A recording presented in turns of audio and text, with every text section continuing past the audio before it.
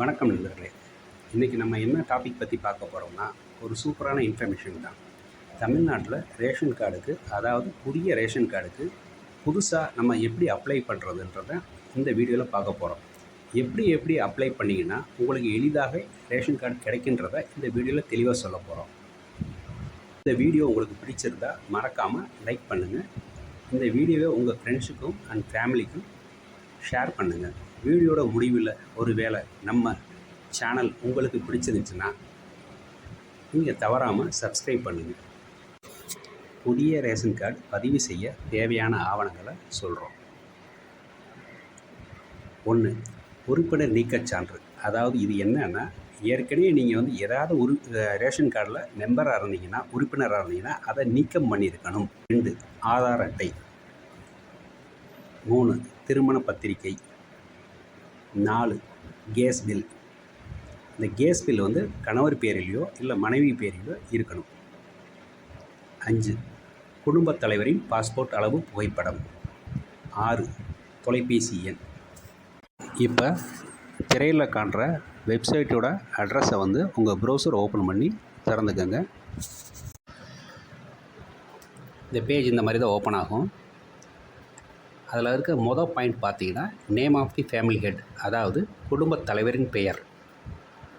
இதில் ஒரு முக்கியமான விஷயம் என்னென்னா, இப்போ தமிழ்நாடு அரசு வழங்கக்கூடிய மகளிர் உரிமை தொகையை நீங்கள் விண்ணப்பிக்கிறா இருந்தால் அதில் உங்கள் ஃபேமிலி ஹெட்டை உங்கள் மனைவி பேரை ஆட் பண்ணிக்கோங்க. அதாவது மகளிரை குடும்பத் தலைவியாக என்ட்ரி போட்டுக்குங்க. உங்கள் பேரை ஆங்கிலத்தில் அடிக்குங்க. உங்கள் பேரை ஆங்கிலத்தில் அடிப்புங்க. அடுத்தது திருவா திருமதியாக செலக்ட் பண்ணிக்கிட்டு அதை தமிழில் அடிங்க. அடிக்கிறது எப்படி மெத்தட்னு இதிலே காட்டுறோம் பாருங்கள்.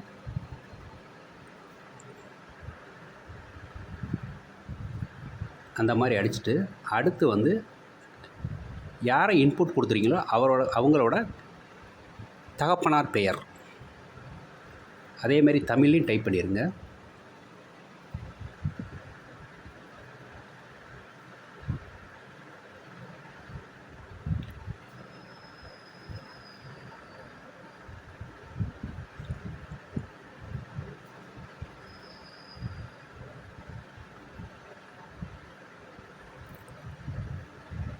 அடுத்து முகவரி. அந்த முகவரியை உங்கள் ஆதார் கார்டில் இருக்கிற மாதிரி அதே மாதிரி டைப் பண்ணுங்கள். Door number. அடுத்து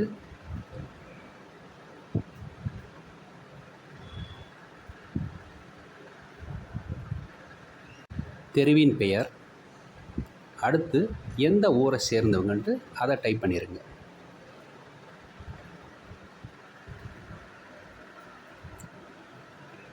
இது இங்கிலீஷில் டைப் பண்ணும்போது சைட் பாக்ஸில் தமிழ்லேயும் ஒரே நேரத்தில் டைப் பண்ணி வச்சுருங்க.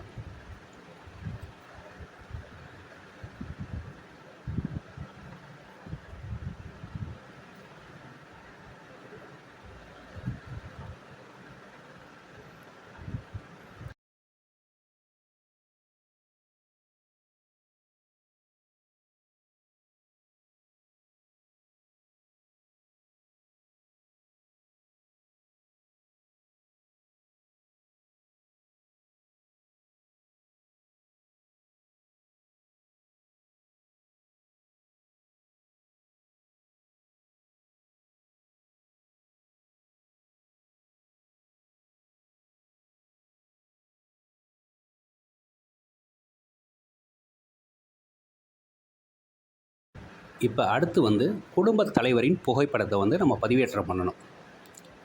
அந்த குடும்பத் தலைவரோட பாஸ்போர்ட் சைஸ் ஃபோட்டோ, அதாவது ஆணாக இருக்கலாம் பெண்ணாக இருக்கலாம், அந்த ஃபைலை நீங்கள் ஜேபிஜி ஃபைலாக ஸ்கேன் பண்ணிக்கிறணும். அந்த ஃபைலோட சைஸ் 5 MBக்குள்ளே இருக்கணும்.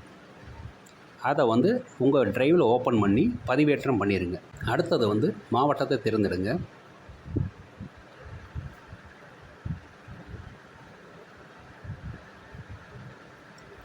அடுத்து மண்டலம் அல்லது வட்டம் ஏதாவது ஒன்று தேர்ந்தெடுங்க.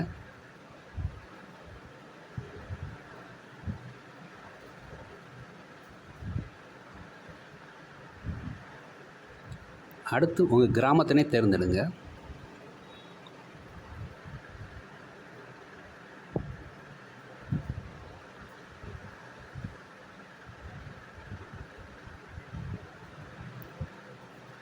அடுத்து வந்து உங்கள் போஸ்ட் ஆஃபீஸ் பின்கோடு நம்பர் அதை வந்து இன்புட் கொடுங்க. அடுத்து உங்கள் mobile number, registered mobile number, இப்போ எதை பதிய போகிறீங்களோ அந்த மொபைல் நம்பரை உள்ளே கொடுத்துருங்க.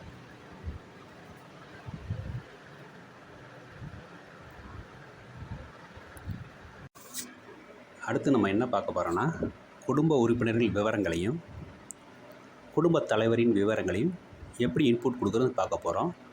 முதல்ல குடும்பத் தலைவரின் விவரங்களை தான் இன்புட் கொடுக்கணும். ஆல்ரெடி குடும்பத் தலைவரை நீங்கள் பேர் பதிஞ்சிருந்தீங்கன்னா நேம் வந்து ஆல்ரெடி அதிலே வந்துடும், தமிழில் ஆட்டோமேட்டிக்காக வந்துடும். அடுத்து பிறந்த தேதியை இன்புட் கொடுங்க.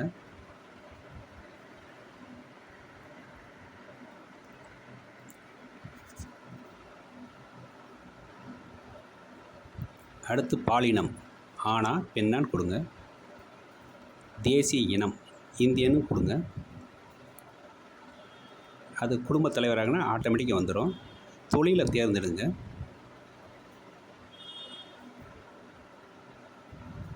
கவர்மெண்ட்டா, ப்ரைவேட்டா, பப்ளிக் சர்வெண்ட்டா, ஸ்டூடெண்ட்டா, அதர்ஸான்னு வரும்.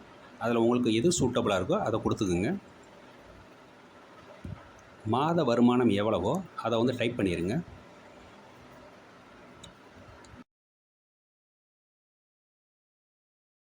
வாக்காளர் அடையாள அட்டை எண்ணையை கொடுத்துருங்க. இது வந்து ஆப்ஷனல் தான்.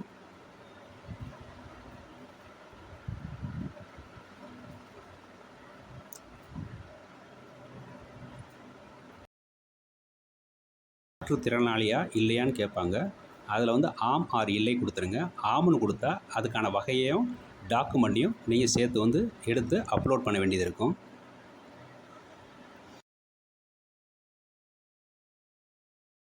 இப்போ குடும்ப தலைவரின் டாக்குமெண்ட்டை வந்து தேர்ந்தெடுக்கணும்.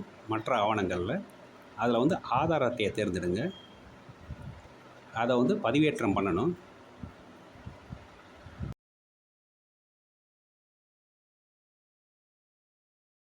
பதிவேற்றம் பண்ணதுக்கப்புறம் ஆதாரை என்ன டைப் பண்ண சொல்லும். கொடுத்துட்டு உறுப்பினர் விவரம் சேமின்னு கொடுங்க. அடுத்த விண்டோ ஓப்பன் ஆகும். அதுக்கு அடுத்து கீழே வந்து அட்டை தேர்வுன்னு இருக்கும். அந்த அட்டை தேர்வுன்னு என்னென்னா, என்ன டைப் ஆஃப் ரேஷன் கார்டு நீங்கள் எடுக்க போகிறேன்னு இருக்கும். அதாவது பண்டகமில்லா ரேஷன் கார்டா, அரிசி கார்டா, சர்க்கரை கார்டா, இல்லை மற்ற கார்டான்னு தேர்ந்தெடுங்க.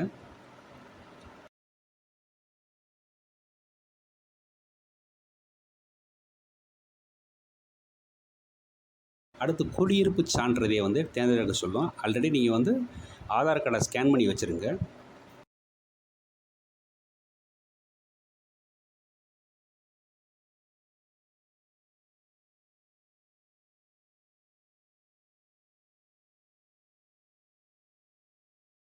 அந்த ஆதார் கார்டோட ஸ்கேன் பண்ண சைஸ் வந்து 1 MBக்குள்ளே இருக்கணும். அது ஜேபக் ஃபைலாவோ PDF ஃபைலாவோ இருக்கட்டும். தேர்ந்தெடுத்துட்டு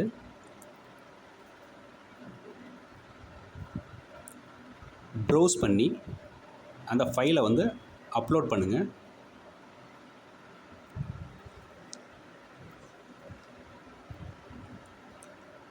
அடுத்து வந்து கேட்குறது என்னென்னா, எரிவாயு இணைப்பி பற்றிய விவரங்கள் கேட்கும். அதில் உங்கள்கிட்ட கனெக்ஷன் இருக்குன்னா எஸ்ன்னு கொடுத்துருங்க. டிக் பாக்ஸ் இருக்கும், அதை கொடுத்துட்டிங்கன்னா அடுத்து கீழே ஒரு பாக்ஸ் ஓப்பன் ஆகும். கனெக்ஷன் யார் பேரில் இருக்கோ அவங்கள தேர்ந்தெடுங்க.